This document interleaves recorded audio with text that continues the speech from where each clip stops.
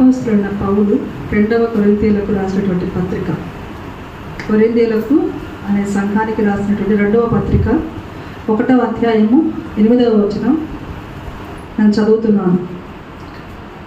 మరియు మృతులను లేపు దేవుని యందే గాని మా యందే మేము నమ్మిక ఉంచకుండానట్లు మరణమగు దినమున నిశ్చయముగా మా మట్టుకు మాకు కలిగి ఉండెను. ఆయన అట్టి గొప్ప మరణము నుండి మమ్మల్ని తప్పించాను, ఇక ముందుకును తప్పించును. హల్లెలూయా.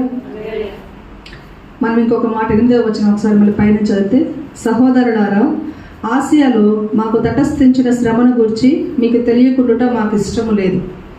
ఈ విషయాన్ని మనం ఒకసారి జ్ఞాపకం చేసుకుంటే, ఇది ఆయన అపోస్తలుడైన పౌలు ఎన్నో శ్రమలు పడి ఆయన సంఘాలను బలపరచాలని పత్రికలు ఒక్కొక్క సంఘానికి పత్రికల ద్వారా వాళ్ళ యొక్క శ్రమలను, ఆయన యొక్క అనుభవాలను జోడించి వాళ్ళు బలపరుస్తూ కొన్ని పత్రికలు రాస్తూ వచ్చాడు. అలాంటి సమయంలో ఒకానొక సమయంలో ఆసియా అనేటువంటి ఆ యొక్క దేశంలో, ఆ యొక్క కాంటినెంట్లో సంచరిస్తున్నప్పుడు అక్కడ జరిగినటువంటి ఒక సంఘటన ఆయన ఇక్కడ రాస్తూ, ఆసియాలో మాకు తటస్థించిన శ్రమను గురించి మీకు తెలియకుండా మాకు ఇష్టం లేదు. అదేదనగా మేము బ్రతుకుదామన్న నమ్మకము లేక ఉండునట్లుగా మా శక్తికి మించిన అత్యధిక భారము వలన కృంగిపోతుంది. వాళ్ళకి ఎటువంటి సమస్య వచ్చిందంటే, ఇక మాకు దిక్కు ఎవ్వరు లేరు, దేవుడు తప్ప మాకెవ్వరు దిక్కు లేరు, మేము చనిపోతామని మాకు తెలుస్తుంది, మరణము మాకు సమీపిస్తుంది, మా నుంచి కావడం లేదు, ఇంకా మేము బ్రతుకుతాము, మేము బ్రతికి మరలా సజీవులుగా మరలా మీ మధ్యలోకి వస్తామన్న నమ్మకం మాకైతే లేదు. కానీ మేము ఏం చేస్తున్నారంట, మా శక్తికి మించిన భారం మా మీద ఉన్నప్పుడు మేము ఏం చేశామంటే, మృతులను లేపు దేవుని యందే కానీ మా యందే మేము నమ్మకం ఉంచట్లేదు అన్నాడు. మృతులను సహితం అంటే మృత్యువాత పడిన తర్వాత లాజరుని మనం చూసినట్లయితే చనిపోయిన తర్వాత లేపిన దేవుడు ఆయన. అంటే మృతులను సహితము లేపిన దేవుని యందు మేము నమ్మకం ఉంచుతున్నాం, కానీ మా శక్తి మీద మా బలం మీద అయితే కాదు అని ఇక్కడ ఒక మాట చెప్తున్నాడు. దానికి అనుగుణంగా ఇంకొక మాట చదువుకొని మనం ఈరోజు వాక్యంలోకి వెళ్దాం. రోమీయులకు రాసిన పత్రిక 12వ అధ్యాయము 9వ వచనం. రోమీయులకు రాసిన పత్రిక 12వ అధ్యాయము 9వ వచనంలో ఏమంటున్నారంటే, మీ ప్రేమ నిష్కపటమైనదై ఉండవలెను, చెడ్డదారిని అసహ్యించుకొని మంచిదారిని హత్తుకొని ఉండుడి. ఇక్కడ ఈయన ఏమంటున్నాడంటే, మా యందు మాకు నమ్మకం లేదు, మా శక్తి మీద మాకు నమ్మకం లేదు, కానీ మృతులను సహితము లేపగలిగినటువంటి దేవుని మీద మాకు నమ్మకం ఉంది అని చెప్తున్నాడు. మరి ఆ మృతులను సహితము లేపగలిగిన దేవుడు నీ పట్ల కార్యం చేయాలంటే నువ్వు ఎట్లుండాలంట, మీ ప్రేమ నిష్కపటమైనదై ఉండాలంట. అలాగే చెడ్డదానిని నీవు అసహ్యించుకోవాలి. చెడుతనాన్ని నీవు ప్రేమిస్తే దేవుడు నీ దగ్గర ఉండడు. తల్లి కానీ తండ్రి కానీ తమ బిడ్డలు చెడు నడుస్తున్నారు అనుకోండి, చెడ్డవాళ్ళే పోయారు, వాళ్ళు ఎంత మట్టుకు మాట వినడం లేదు, అయినప్పటికీ ఎంత మాట వినకపోయినా వాళ్ళు ఎంత చెడ్డవారైనా త్రోవ తప్పిపోయిన వారైనా కూడా ఆ యొక్క తల్లి ప్రేమ ఆ యొక్క కుమారుని మీద మారదు. తిడుతుంటుంది, ఆ యొక్క కుమారుని అసహ్యించుంటుంది, కానీ తర్వాత మరలా ఆ కుమారుడికి ఏమైనా బాధ కలిగితే వెంటనే మరలా ఆ చేసిన తప్పులన్నీ మర్చిపోతుంది. ఆ యొక్క ప్రేమ అలాంటిది అనమాట.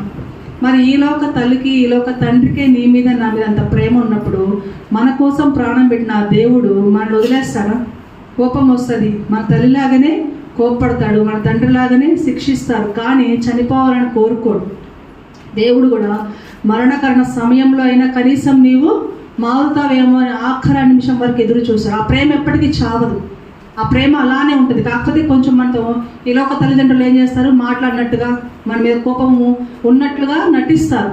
అది ఒకవేళ నిజమైనా కూడా ఆ యొక్క కోపము మనకు బాధ వచ్చేంత వరకు, అంటే మనం తెలుసుకోవాలని, మనం మార్పు చెందాలని, కనీసం అట్లయినా మనం మారుతామని ఈలోక తల్లిదండ్రులు ఆశిస్తారు.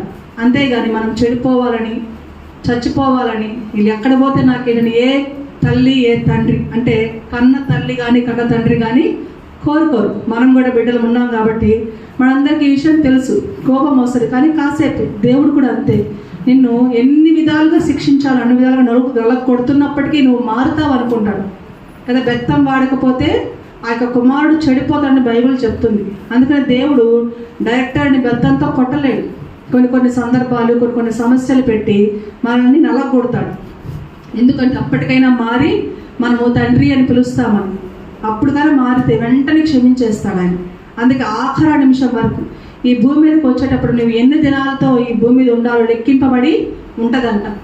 కాబట్టి నీ తల వెంట్రుక ఒక్కటి కూడా నాకు తెలియకుండా రాలేదని చెప్పిన దేవుడు నీ దినములను లెక్కించి ఉన్నాడు, నీ కార్యములను తెలుసుకొని ఉన్నాడు. కాకపోతే ఆఖరి నిమిషంలో అయినా మారుతావేమో, ఆఖరి నిమిషానైనా కూడా నువ్వు మారి ఆ యొక్క పరలోక రాజ్యానికి వస్తావేమో అని ఎదురు చూస్తూ ఉంటాడు.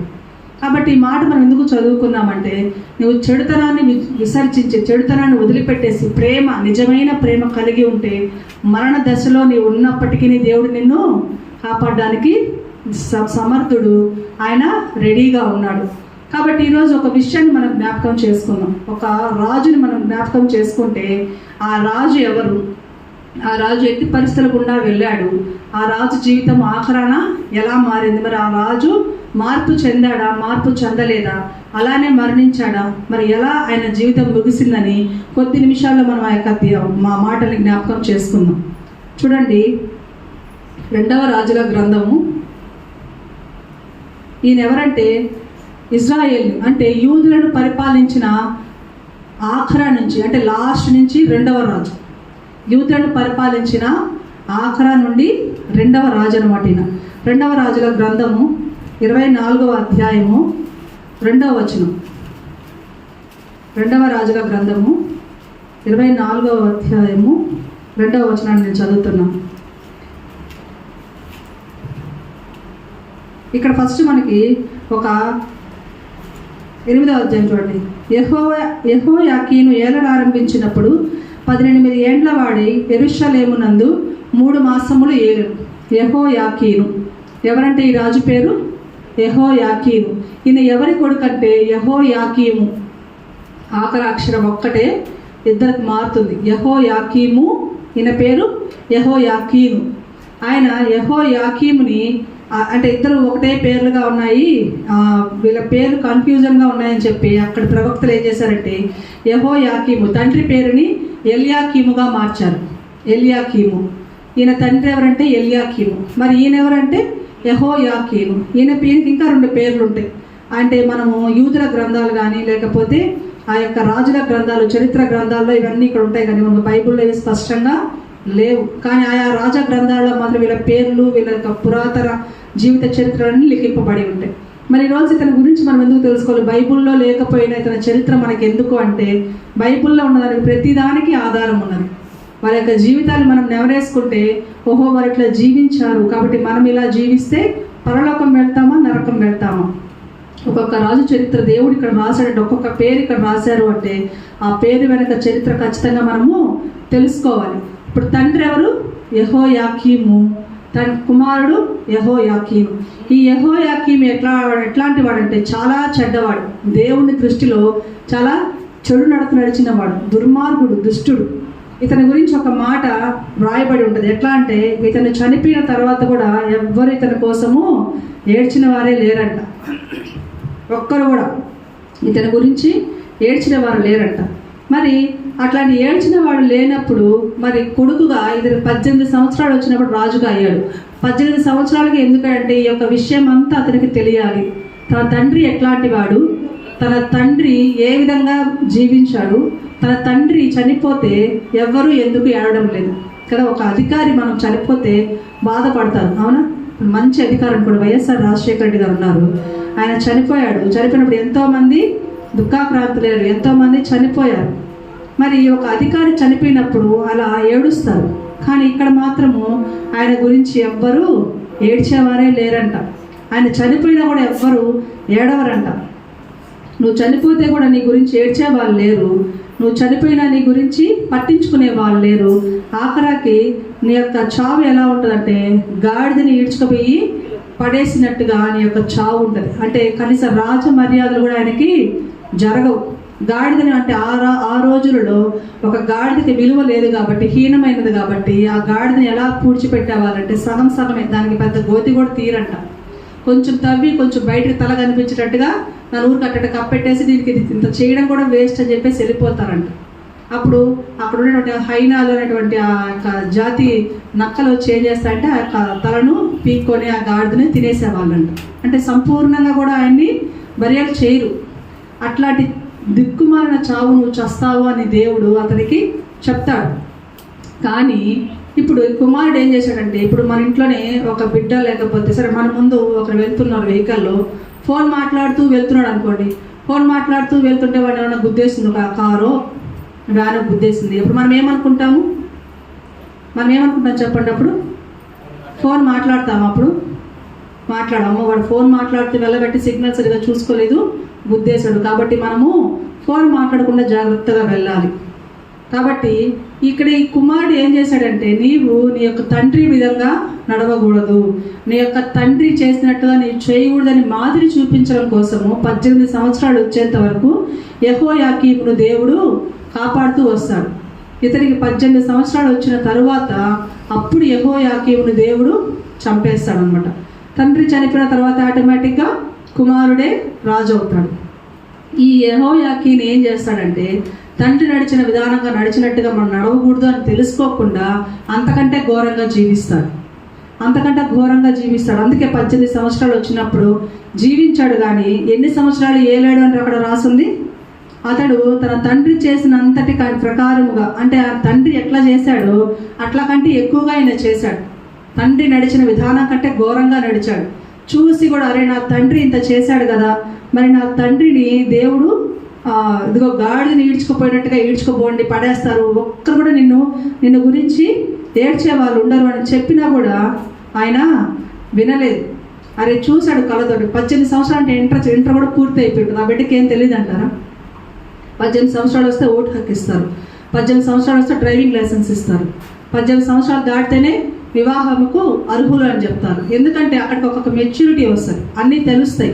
మరి తండ్రి ఆ స్థితిలో ఉన్నప్పుడు చూసి కూడా ఈ కుమారుడి మనస్సు మారకుండా అలాగనే జీవిస్తున్నాడు. మరి ఈరోజు ఎందుకంటే మన తల్లిదండ్రులు మనకు మాదిరిని ఎందుకు చెప్తారంటే, నీ బిడ్డలు ఎలాంటి త్రోవలో నడుస్తున్నారో దానికి మాదిరి నీవే. ఒక తల్లి చక్కటి మార్గంలో నడిస్తే ఆ బిడ్డలు కూడా అదే మార్గంలో నడుస్తారు. ఒక తండ్రి చక్కటి మార్గంలో జీవిస్తుంటే తన కుమారుడు కూడా తన తండ్రి జీవించినట్లే జీవిస్తాడు. అందుకే ఈ లోకంలో తల్లిని తండ్రిని మనకి మాదిరిగా ఉంచుతారు. మాదిరికరమైన జీవితం ఎక్కడంటే మన ఇంట్లోనే స్టార్ట్ అవ్వాలి. బిడ్డలకి మన ఇంట్లోనే మనము నేర్పించాలి.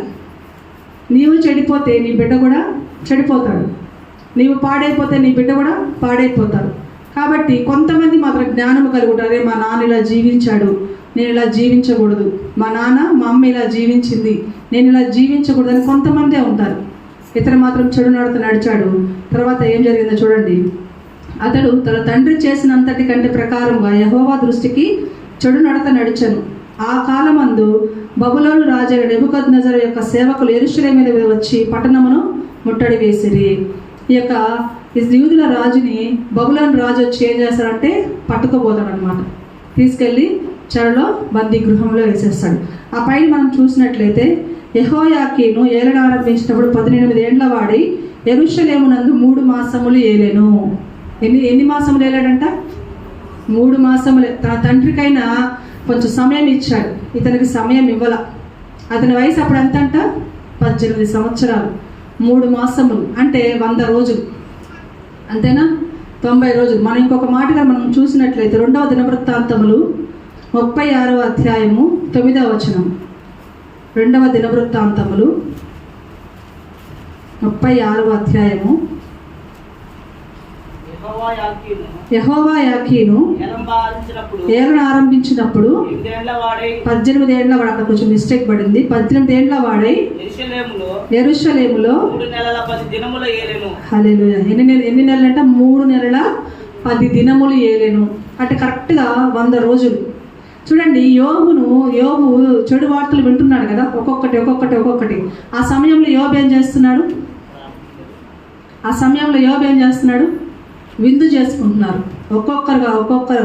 నీ జీవితంలో నువ్వు ఎప్పుడైతే సంతోషంగా ఉంటుంది, ఇదిగో అంతా సవ్యంగా జరుగుతుంది, ఇప్పుడు నాకు ఏ దిగులు లేదు, ఏ బాధ లేదు, అంతా సంతోషంగా ఉందిలే అనుకుంటున్నావో అటువంటి సమయంలోనే దేవుడు నిన్ను మొత్తుతాడు. హల్లెలూయా. ఇది మనం చెడుగా అనుకోవడం కాదు, కానీ సంతోషంగా ఉన్నప్పుడు కూడా మనం దేవుణ్ణి స్తుతించడం మానకూడదు. సంతోషంలో దేవుడిని మనం మర్చిపోకూడదు. అంతా సవ్యంగా ఉందిలే, అంతా సక్రమంగా ఉందిలే, ఇప్పుడు మనకి ఏ కొదువ లేదులే అనుకున్నప్పుడే దేవుడు పరీక్ష పెడతాడు. మరి 100 రోజులంటే ఆయన సెలబ్రేషన్ చేసుకుంటూ ఉంటాడు కదా. అప్పుడే ముట్టడి వేశాడంటే ఎవరు? నెబుకద్నెజరు. బబులోను రాజు వచ్చి ముట్టడి వేసి తీసుకెళ్ళి బందీ గృహంలో వేసేస్తాడు. నీ జీవితం కూడా సంతోషంగా సాగుతూ ఉంటుంది. ఆ యొక్క ప్రయాణం ఎట్లుంటుందంటే ఏ దిగులు ఉండదు, ఏ కొరత ఉండదు. నా జీవితంలో దేవుడు నన్ను ఆశీర్వదించాడు, సమృద్ధిగా ఉంచాడని నువ్వు ఎప్పుడైతే ఈ లోకంలో పడిపోయి దేవుని విడిచిపెడతావో అన్నీ సంతోషంగానే ఉంటాయి. భక్తిహీనులు ఎక్కడుంటారంట? కాలు జారే చోటను. ఏ క్షణంలో వాళ్ళు చూడడానికి ఎత్తైన స్థలంలోనే ఉంటారు, కానీ అది ఎట్లాంటి స్థలం అంటే కాలు జారే చోటు. కాబట్టి సంతోషం వచ్చినప్పుడు కూడా నువ్వు దేవుని మనము విసర్జించకూడదు, దేవుని క్రియలు మనం మర్చిపోకూడదు. ఈరోజు ఈ దినం మనం క్షేమంగా సంతోషంగా అన్నామంటే దేవుని వారిని మన జ్ఞాపకం ఉంచుకోవాలి. నువ్వు ఎప్పుడైతే దేవుని మర్చిపోతావో నీవు సంతోషంగా ఉన్న సమయంలో దేవుడు నిన్ను మొత్తాడేమో. ఈ యెహోయాకి కూడా 100 రోజులు కరెక్ట్గా ఆయన చెప్తున్నాడు. 3 మాసముల 10 రోజులు. ఒక మాసంకి ఎన్ని నెలలు, ఎన్ని రోజులు? 30 రోజులు. 3 మాసాలంటే 90 రోజుల, 10 రోజులంటే 100 రోజులు. 100 రోజులకి ఆ యొక్క నెబుకద్నెజరు చేతిలో పట్టబడతాడు. పట్టబడి ఏం చేస్తాడంటే ఒక బందీ గృహములు ఈయనను కూడా సంఖ్యల్ని వేసి ఈడ్చుకపోయినట్టుగా అక్కడ రాసుంటుంది అనమాట. నెబుకద్నెజరు చూడండి అక్కడ కిందనే దూతలను పంపి యెహోయాకీనును బబులోనుకు రప్పించి అతని సహోదరుడైన సిద్కియాను యూదా మీద యెరూషలేము మీదుగా రాజుగా నియమించెను. అతడు రాజు వెంట యెహోవా మందిరంలోని ప్రశస్తమైన ఉపకరణములను తెప్పించాను. అక్కడ యెరూషలేములో ఏమేమైతే ఉన్నాయో అన్నీ తీసుకెళ్ళిపోయాడు నెబుకద్నెజరు. ఆ సొలొమోను కట్టించిన మందిరం అంతా ఊడ్చుకెళ్ళిపోయాడు. ఈయనకి ఏం చేశారంటే రాజవస్త్రములు బందీ గృహంలో వేసినప్పుడు రాజవస్త్రములు తీసివేసి ఖైదీ వస్త్రాలు వేసేసి బందీలు బంధించేశాడు అనమాట. కాబట్టి నీవు కూడా యెహోయాకీనులాగా ఉండకూడదు, యెహోయాకీనులాగా నీవు గర్వించకూడదు. రాజు అయిన తర్వాత నీవు ఏం చేయాలంటే నీకు మార్పు రావాలి. నీ తండ్రి మరణం చూసిన తర్వాతైనా, నీ యొక్క తండ్రి ఆ యొక్క గతి చూసిన తర్వాతైనా నీకు మార్పు రావాలి. కానీ మనలో మార్పు లేదు. ఎన్నిసార్లు హెచ్చరించినాను, ఎన్నిసార్లు మనం గద్దించినాను, మనం మార్పు లేకపోతే హఠాత్తుగా సంతోషకరమైన సమయంలో ఆపద నీ మీదకి వస్తుందేమో. అది మనం ఊహించము ఆ సమయాన్ని. ఇది అందరూ అనుకుంటారు కదా, ఇతను బాగున్నాడు, అసలు ఇతనికి ఏ జబ్బు లేదు, మరి ఏమైందో? ఇతనికి సంతోషమే, ఇదిగో దేవుని మందిరానికి వెళ్తున్నవాడే, దేవుణ్ణి ఆరాధిస్తున్నవాడే, దేవుళ్ళ బలంగా వాడబడుతున్నవాడే. అది పైకి మాత్రమే. ఇదంతా ఒక నటనా జీవితమేమో. దేవునికి నచ్చనివి మనకి ఇంకా ఉన్నాయో. మనుషులకైతే అసాధ్యము. నీలో ఏం జరుగుతుంది, నువ్వు ఎలా ఉన్నావు కనుక్కోవడం మనుషులకైతే అసాధ్యం. కానీ యెహోవా ఎట్లాంటి వాడంటే మన అంతరింద్రియములను పరిశీలించేటువంటి దేవుడు అంట. మరి నువ్వు దేవుడికి ఎలా జీవిస్తున్నావు? మరి ఇలా ఉన్నప్పుడు ఈ సమయంలో మరి యెహోయాకీను ప్రార్థన దేవుడు విన్నాడా, మార్పు చెందాడా అంటే యెహోయాకీను బందీ గృహంలో వేసిన తర్వాత ఇక్కడ నెబుకద్నెజరు యొక్క జీవితానికి వద్దాం. నెబుకద్నెజరు ఏలుబడి చేస్తున్నప్పుడు ఆయన ఒక కల కంటాడు. ఆ కళ ఏంటి? నెబుకద్నెజరు ఒక కల కంటాడు. 7 సంవత్సరములు ఆయన పశువు మనసుని ధరిస్తాడంట, పశువులాగా మారిపోతాడంట. ఈ యొక్క రాజుల గ్రంథం మనం చదివినట్టు చరిత్రలో ఎవరు అప్పుడు ఒప్పుకోలేదు. నెబుకద్నెజరు జీవితంలో ఇటువంటి సంఘటనే జరగలేదు అని అప్పుడు శాస్త్రవేత్తలు కొట్టిపడేశారు. కానీ రీసెంట్గా మరలా ఆయనకి ఒక జబ్బు వచ్చిందంట, హిస్టీరియా అనే జబ్బు వచ్చిందని శాస్త్రవేత్తలు మరలా అతన్ని ఆమోదించారు. అవును, నెబుకద్నెజర్కి హిస్టీరియా అనే జబ్బు ఒకటి వచ్చింది. హిస్టీరియా అంటే మతి ఉండదంట. బట్టలు లేకుండా ఏంటి పిచ్చి పిచ్చి పనులు చేస్తా, అక్కడ గోడల మీద రాస్తా, పిచ్చి పిచ్చిగా చేస్తున్నారు. ఉజ్జియా కుర్చీలోకి వచ్చినప్పుడు ఆ ఉజ్జియాని పక్కన పెట్టి తన కొడుకుని ఎలాగైతే రాజుగా చేశారో ఇతను కూడా ఆ యొక్క 7 సంవత్సరములు ఈ మతి స్థిమితం లేకపోయే లోపల ఇతన్ని పక్కకు పెట్టి ఇతని కొడుకుని, ఎవరి కొడుకుని? నెబుకద్నెజరు కొడుకుని ఈయన పేరు ఎవీల్ మెరోదు. ఇది మనకు బైబిల్లో కనిపిస్తుంది. చూడండి 2వ రాజుల గ్రంథము 25వ అధ్యాయము 27వ వచనంలో చదవద్దు, కానీ అక్కడ మీకు ఆ పేరు కనిపిస్తుంది. చూడండి, మీకు ఇక్కడ ఉందా ఆ పేరు? 2వ రాజుల గ్రంథము 25వ అధ్యాయము 27వ వచనంలో యూదా రాజైన యెహోయాకీను చెరలో ఉంచబడిన 37వ సంవత్సరమున 12వ నెల 27వ దినమున బబులోను రాజు ఇప్పుడు ఎవరు మామూలుగా మనం చెప్పుకుంటుంది? నెబుకద్నెజరు. కానీ ఆ 7 సంవత్సరములు ఆయనకి పిచ్చి పట్టినప్పుడు బబులోని రాజు ఎవరంట? ఎవీల్ మెరోదు. అతని రాజుగా చేస్తారనమాట. ఎవీల్ మెరోద్ కూడా రాజుగా చేసిన తర్వాత కూడా ఈయన కూడా మంచి కార్యాలు చేయడు. ఈయన కూడా ప్రజలను హింసించడం, ప్రజలని మభ్యపెట్టడం, ప్రజల్ని మంచి కార్యాలు చేయకుండా యెహోవాని విసర్జించడం, ఈయన కూడా మంచి నడవలేదు. ఇప్పుడు చూడండి, దానియేలు గ్రంథం 16వ అధ్యాయం 4వ అధ్యాయం 16వ వచనం. ఇవి ఒక్కొక్కటి ఒక్కొక్క దగ్గర ఉంటాయి, ఒక్కొక్క వచనం ఒక్కొక్క దగ్గర ఉంటుంది. అంటే ఒక్కొక్క చరిత్ర ఒక్కొక్క దగ్గర లిఖితమై ఉంటుంది. మనం అన్నింటినీ కలుపుకుంటూ చదువుకుంటేనే మనకి చరిత్ర అర్థమవుతుంది. దానియేలు 4వ అధ్యాయము 16వ వచనంలో ఏముంటుందంటే, 7 కాలములు గడిచే వరకు వానికున్న మానవ మనస్సులకు బదులుగా పశువు మనస్సు వానికి కలుగును. ఎవరికిది? నెబుకద్నెజర్కి పశువు మనస్సు కలుగుతుందంట. ఈ ఆజ్ఞ జాగరూకులకు దేవదూతల ప్రకటన అనుసరించి జరుగును. ఇది ఖచ్చితంగా జరుగుతుందంట. 18వ వచనం చూడండి.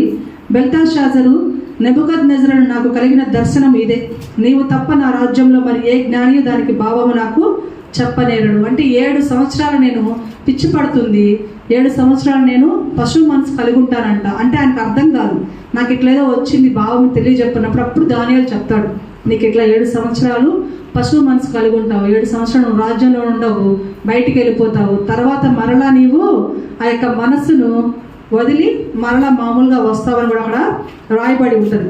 అలా చేసిన తర్వాత చూడండి, అది కూడా చూద్దాం. 17వ వచనం 34వ వచనం చూడండి. ఆ కాలము గడిచిన పిమ్మట నెబుకద్నెజరును నేను మరలా మానవ బుద్ధి గలవాడనై నా కండ్లు ఆకాశము తట్టు ఎత్తి చిరంజీవియు సర్వోన్నతుడకు దేవునికి స్తోత్రము చేసి ఘనపరచి స్తుతించి తిని, ఆయన ఆధిపత్యము చిరకాలము, ఆయన రాజ్యము తరతరములు ఉన్నవి. అంటే పశువు మనసు ధరించుకున్న తరువాత ఆయన ఏం చేస్తాడంటే మరలా మానవుని మనసు ధరించుకుంటాడు. పశువు మనసు అయిపోయిన తర్వాత మరలా మానవ మనసు ధరించుకొని రాజ్యానికి వచ్చే టైంకి ఈ యొక్క కొడుకు ప్రవర్తన నెబుకద్నెజరుకి నచ్చకపోవడం వలన ఇతను ఏం చేస్తాడంటే నెబుకద్నెజరు అప్పుడు మారు మనసు పొందుంటాడు. బిడ్డ అయినా కూడా క్షమించకుండా తీసుకెళ్ళి ఇతన్ని కూడా బందీ గృహంలో వేసేస్తాడు. ఈ యొక్క కొడుకు ఇప్పుడు ఏ బందీ గృహంలోకి వచ్చాడు తెలుసా? యెహోయాకీనుని ఎక్కడైతే నెబుకద్నెజరు బందీ గృహంలో వేశాడో అదే బందీ గృహంలోకి వచ్చాడు. హల్లెలూయా. ఇక్కడ మనం నేర్చుకోవాల్సింది అంటే దేవుని ఏర్పాటు ఎలా ఉంటుందంటే, నీవు ఏ దిక్కునున్నా, నువ్వు ఏ మూలనున్నా, దేవుడు నువ్వు నిజంగా ప్రేమిస్తే, దేవుడు నువ్వు నిజంగా పశ్చాత్తాపడి వేడుకుంటే ఏ మూల నుంచైనా సహాయం వస్తుంది నీకు. హల్లెలూయా. యెహోయాకీను అక్కడ పశ్చాత్తాపడ్డాడు. ఎన్ని సంవత్సరాలకైనా బబులోనికి పట్టబడ్డాడు? ఎన్ని సంవత్సరాలకు బబులోనికి పట్టబడ్డాడు? ఏ సంవత్సరాలు పట్టబడ్డాడు? 18వ సంవత్సరంలో పట్టుబడ్డాడు. తర్వాత మనం చూసినట్లయితే ఇందాక మనం చూసిన 2వ రాజుల గ్రంథము 24వ అధ్యాయము, 2వ రాజుల గ్రంథం చూడండి, ఆఖరి అధ్యాయం తీయండి. 25వ అధ్యాయం 27వ వచనంలో, యూదా రాజైన యెహోయాకీను చెరలో ఉంచబడిన 37వ సంవత్సరమున, అంటే చెరలో ఎన్ని సంవత్సరాలు ఉన్నాడంట? 37 సంవత్సరాలు. అంతకుముందు ఆయన వయస్సు 18. 37 ఒక 18 అంతా 56 సంవత్సరాలు, 57 సంవత్సరాల దగ్గర. మరి ఈయన జీవితం అంతా ఎక్కడ గడిచిపోయింది? చెరసాలడు. మరి ఎక్కడ ఉండాల్సిన వాడిన రాజుగా రాజు మర్యాదలు జరిగించుకోవాల్సినటువంటి ఇతను ఎక్కడికి వచ్చి పడ్డాడు? బందీ గృహములు. ఒక్కొక్కసారి నీ జీవితం ఎలా అయిపోతుందంటే, నీ సమస్యలు ఎట్లుంటాయంటే జీవితకాలం పట్టచ్చు. ఆ యొక్క సమస్య నుంచి నువ్వు గట్టెక్కాలంటే జీవితకాలం పట్టచ్చు. లేదా ఆ సమస్య నీ తరంలో కాకుండా నీ బిడ్డల తరంలో తీరచ్చు. కానీ మనం చేయవలసింది ఏంటంటే యెహోవా నామమునకే స్తుతి కలుగును గాక. హల్లెలూయా. యెహోయాకీను అక్కడ మారు మనసు పొందాడు. ఎక్కడ? బబులోని చెరలో మారు మనసు పొందాడు. ప్రభువుకి ప్రార్థన చేస్తున్నాడు, ప్రభువా నన్ను క్షమించు, ఇదిగో నా తండ్రిని చూసి కూడా నేను బుద్ధి తెచ్చుకోలేకపోయాను, నా తండ్రి ప్రవర్తన చూసి కూడా నేను మారు మనసు పొందలేక చెడు నడిచానయ్యా, ఇదిగో ఇక్కడ నేను ఈ యొక్క బందీ గృహంలో ఉండలేకపోతున్నాను, నా రాజవస్త్రాలు తీసేసి నాకు బందీ వస్త్రాలు వేశారు, నేను తినాల్సిన భోజనం నాకు లేదు, దీని గురించి నేను బాధపడడం లేదు, కానీ నీకు ఇష్టమైతే, నీకు చిత్తమైతే ఒక్క అవకాశం ఈ ప్రభువా, నేను మరలా మారు మనసు పొందుతారని అక్కడ ప్రార్థన చేశాడు. కాబట్టి దేవుడు నువ్వు ఏ మూలన ఏ స్థితిలో ఉన్నా కూడా సహాయకుడిని పంపిస్తాడు. హల్లెలూయా. ఇప్పుడు నెబుకద్నెజరుకి ఆ 7 సంవత్సరాలు ఎందుకు పిచ్చి పట్టాలి? ఏం జరిగినా మన మేలుకే అంటాం కదా. దేవుడు కార్యాలు ఊహకందవు. ఒక్కొక్కసారి అది ఆ పరిస్థితి ఎందుకు వస్తుందో తెలియదు. నీ పరిస్థితి వల్ల ఇంకొకరికి మేలు జరగచ్చు. హల్లెలూయా. నీ పరిస్థితి వల్ల ఇంకొకరి స్థితి మారచ్చు కదా. ఒక్కరి ప్రాణం కంటే ఎన్నో ప్రాణాలు గొప్పవా కాదా? నీ ఒక్కడికి చెడు జరగడం వల్ల 100 మందికి మేలు జరుగుతుంది. నాకు ఈ స్థితి ఎందుకు వచ్చిందా, నాకు ఈ పరిస్థితి ఎందుకు వచ్చిందా అని ఆలోచిస్తే దాని ద్వారా దేవుడు అనేక మేలులు చేయబోతున్నాడు. ఇద్దరిని బందీగృహంలో ఒకే చోట ఉంచారు. అక్కడ వీళ్ళిద్దరూ ఫ్రెండ్స్ అయ్యారు. ఫ్రెండ్స్ అయిన తర్వాత వీళ్ళిద్దరు మాట్లాడుకుంటున్నారు, రేపు నువ్వు ఖచ్చితంగా రాజు అవుతావు కదా, అప్పుడు నన్ను ఒకసారి జ్ఞాపకం చేసుకో. ఈ మాటలు ఎక్కడ కనిపిస్తాయి మనకి? మరలా చూడు, జ్ఞాపకం చేసుకోండి. నీవు రాజు అయిన తర్వాత లేకపోతే నేను విడుదలైన తర్వాత ఒక్కసారి నన్ను జ్ఞాపకం చేసుకొని ఎవరెవరికి చెప్పుకుంటారు? యోసేపు చెరసాలలో ఉన్నప్పుడు ఇద్దరు పట్టబడతారు కదా. పట్టబడి బందీ గృహంలో వేయబడతారు. ఎవరోళ్ళు? భక్షకారుల అధిపతి, పాండిదాయకుల అధిపతి. ఇదిగో మీరు ఒకరు బయటికి వెళ్తే తర్వాత రాజుకు నా గురించి చెప్పండి అని చెప్పినప్పుడు బయటకు వచ్చి చెప్పారా? వాళ్ళు చెప్పలా, మర్చిపోతారు. కానీ ఇక్కడ మాత్రం యెహోయాకీను అంటున్నాడు, ఇదిగో నీవు నీ తండ్రి తర్వాత రాజు అవుతావు కదా, అప్పుడు నన్ను జ్ఞాపకం చేసుకో అన్నప్పుడు జరిగిన విషయం ఏంటంటే చూడండి, యూదా రాజైన 2వ రాజులు 25-27. యెహోయాకీను చెరలో ఉంచబడిన 37వ సంవత్సరమున 12వ నెల అంటే డిసెంబర్ 12వ నెల 27వ దినమున బబులోను రాజైన ఎవీల్ మెరోదుకు తాను ఏలనారంభించిన సంవత్సరమందు బందీ గృహములో నుండి యూదా రాజైన యెహోయాకీనును తెప్పించి, రాజైన నెబుకద్నెజరు చనిపోయిన తర్వాత మరలా ఇతను ఎవీల్ మీదకు మళ్ళీ రాజు అవుతాడు. రాజు అయిన తర్వాత యెహోయాకీనుని మర్చిపోలేదంట. ఇంకొక ఆయన ఏం చేశారంటే ఆ యొక్క డిసెంబర్ సంతోష సమయాలలోనే, అంటే మనం అనుకుందాం అప్పుడు క్రిస్మస్లే కాదు, మనం అనుకుందాం ఒక సంతోషకరమైన సమయంలో దేవుడు నీకు ఆ యొక్క సంతోషాన్ని దూరపరిచినప్పుడు మరొక సంతోషకర సమయంలో ఖచ్చితంగా మేలును అనుభవించేలా చేస్తావు. కాకపోతే కొంచెము సమయం, అదొక్కొక్కసారి జీవితకాలం పట్టొచ్చు, ఒక్కొక్కసారి నీ జీవితంలో కూడా నెరవేరకపోవచ్చు. కానీ మనం చేయవలసిందల్లా ఓపిక ఓపిక ఓపిక. ఇన్ని సంవత్సరాలు ఆయన బందీగృహంలో ఉంటే ఆయన పశ్చాత్తాపంలో ఆయన అహంకారము దిగిపోయి ఉంటుంది, ఆయన యొక్క చెడు మనస్సు మారిపోయి ఉంటుంది, ఆయన యొక్క తలంపులన్నీ మారిపోయి ఉంటాయి. దేవుడా నీవి తప్ప మరొక దేవుడు లేడని మారు మనసు పొందుంటాడు.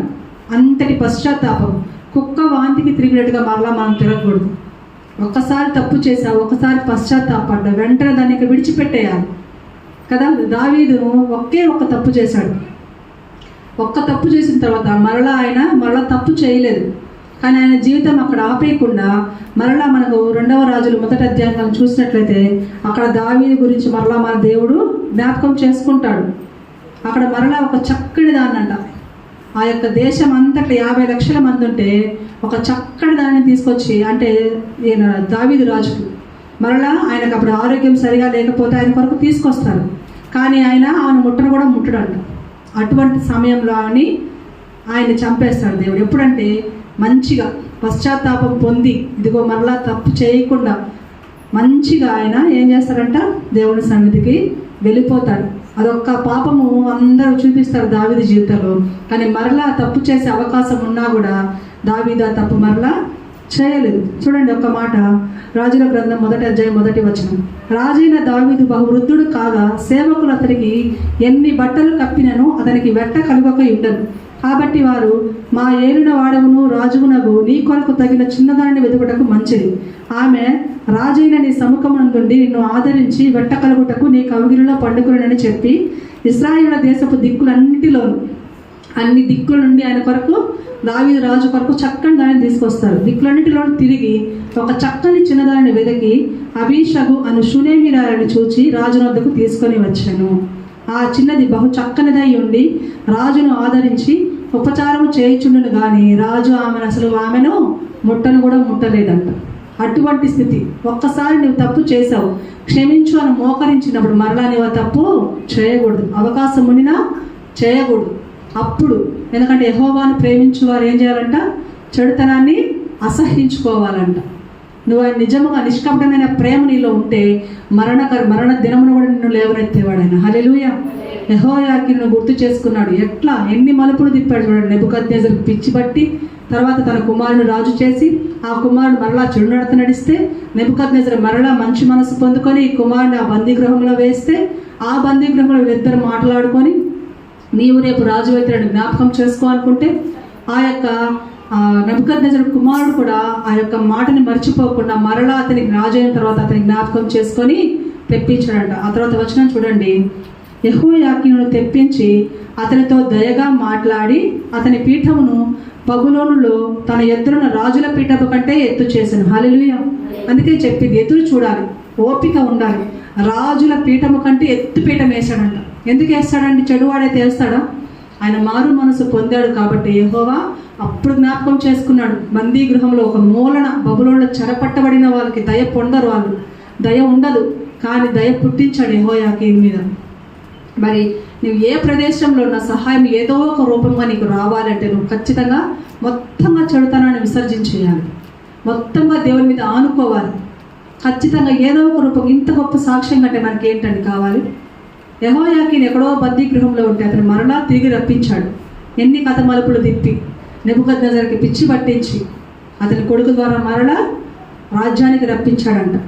కాగా అతడు తన బందీ గృహ వస్త్రములను తీసివేసి వేరు వస్త్రములు ధరించుకొని తాను బ్రతికిన దినములన్నీ రాజు సన్నిధిని భోజనము చేయుచూ వచ్చాను. మరియు అతని భర్తము ఏనాటికి ఆనాడు రాజు చేత నిర్ణయింపబడినదై అతని బ్రతికిన నాలు ఆ చొప్పున అతనికి ఇవ్వబడుచు నేను. హల్లెలూయా. ఇన్ని సంవత్సరాలు కఠిన కారాగార శిక్ష అనుభవించినప్పటికీ కూడా దేవుని కోసం ఎదురు చూశాడు. దేవుణ్ణి అడిగి కన్నీళ్ళు కూడా ఆరిపోయి ఉంటాయి, అతనికి కన్నీళ్ళు కూడా ఇంకిపోయి ఉంటాయి. ప్రభు ఆయన క్షమించు అవకాశం అంటే ఎప్పుడో 56 సంవత్సరాలకి అంతా తన జీవితం మనకప్పుడు ఇస్తే మనం ఏమంటాం? అప్పుడు దాకా ఎదురు చూడం. కాబట్టి గొప్ప ఫలాలు అనుభవిస్తాం ఎప్పుడు ఎదురు చూసినప్పుడు. అప్పుడు అనుభవించాడంట ఆయన. బందీ గృహంలో నుంచి వచ్చేసి ఆ యొక్క వస్త్రాలను తీసివేసి మంచి వస్త్రాలు వేసుకొని ఆయనకు ఏ రోజుకి ఆ రోజు ఆ యొక్క రాబడి ఎక్కువ అవుతుంది కానీ తక్కువ కాలేదంట. అత్యధికమైన పీఠం ఆయనకి ఇచ్చారంట. సంతోషంగా రాజుతో కలిసి భోజనం చేస్తూ ఏదైతే ఆయన కోల్పోయాడో అంతకంటే సంతోషంగా ఇక్కడ ఆయన ఉన్నాడంట. మరి ఈరోజు నీ జీవితం నా జీవితం కూడా దేవుడు హెచ్చించాలంటే, దేవుడు మనల్ని అంతకంత ఆశీర్వదించాలంటే మనం ముందుగా చెడుతనాన్ని విసర్జించాలి. ఇదిగో అనుకుంటాడు యెహోయాకీను ఏ రోజైనా నేను మరలా తిరిగి వెళ్తాను, మరలా నేను ఇదిగో మంచి రోజులు చూస్తాను అనుకుంటాడు. ఆ బందీ గృహంలో కల్లో కూడా ఊహించున్నాడు. కానీ ఆయన చేసిన ప్రార్థనల్లో ఒకటే, ప్రభు ఆయన క్షమించు. యోనాని 3 దినాల్లో తీసుకొచ్చాడు. ఈయనకి 37 సంవత్సరాలు పట్టింది. ఒక్కొక్కసారి మన జీవితంలో ఆశీర్వాదాలు లేట్ అవ్వచ్చు, కానీ ఆశీర్వాదాలు ఖచ్చితంగా వస్తాయి. ఎప్పుడంటే మనం విడువక పట్టుదలతో వచ్చేంత వరకు. ఈ రోజు జరగదు, 2 రోజులు జరగదు, 37 సంవత్సరాలు పట్టిందంట. ఆ కోనేటి దగ్గర ఆ యొక్క మనిషి కూడా ఎన్ని సంవత్సరాలు ఎదురు చూశాడు కోనేటి దిగడానికి? మరి ఒక్కొక్క రోజులో సంవత్సరాల జీవితాలు అద్భుతాలు జరుగుతాయంటే జరగవు. ఒక్కోసారి పరీక్ష పడతాడు దేవుడు. కాబట్టి ఎదురు చూద్దాము. మన జీవితంలో యెహోయాకీనుని జ్ఞాపకం చేసుకుందాం. మంచి చేయగలడు దేవుడు, చెడు చేయగలడు, కానీ మరణానికి మాత్రము నిన్ను నన్ను అప్పగించడు. విశ్వాసం కలిగి ప్రార్థన చేద్దాం. మన జీవితంలో ఎన్నో అద్భుతాలను చూద్దాం. దేవుడి కొద్ది మాట దీవించి ఆశీర్వదించును గాక. చెప్పబడిన వాక్యం కొరకు ఇస్తారమ్మ ప్రార్థన.